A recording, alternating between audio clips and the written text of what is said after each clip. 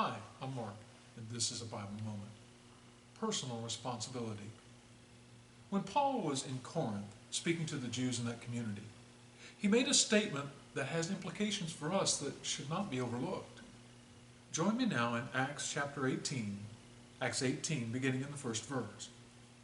After these things, Paul departed from Athens and came to Corinth, and found a certain Jew named Aquila, born in Pontus, lately come from Italy, with his wife Priscilla, because that Claudius had commanded all Jews to depart from Rome, and came unto them. And because he was of the same craft, he abode with them and wrought, for by their occupation they were tent makers.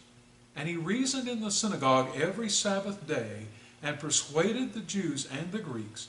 And when Silas and Timotheus were come from Macedonia, Paul was pressed in the Spirit and testified to the Jews that Jesus was Christ.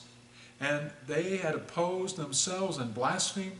And he shook his raiment and said unto them, Your blood be upon your own heads. I am clean. From henceforth I will go unto the Gentiles. And he departed from thence and entered into a certain man's house named Justus, one that worshipped God, whose house was joined hard to the synagogue. And Crispus, the chief ruler of the synagogue, believed on the Lord with all his house, and many of the Corinthians hearing believed and were baptized. Now Paul reasoned with the Jews in the synagogue that Jesus was the Christ, the Son of God. Now in an earlier instance, we see similar behavior from Paul. Just look back a little bit in Acts 17, in Acts 17:2.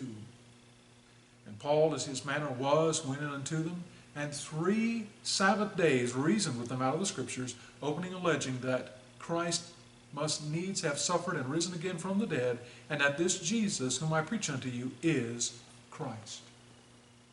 Well, Paul was, of course, using the Old Testament, the only scriptures that the Jews knew of.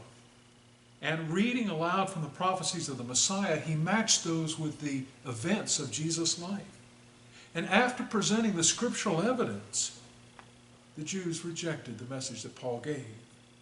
And Paul makes an astounding statement.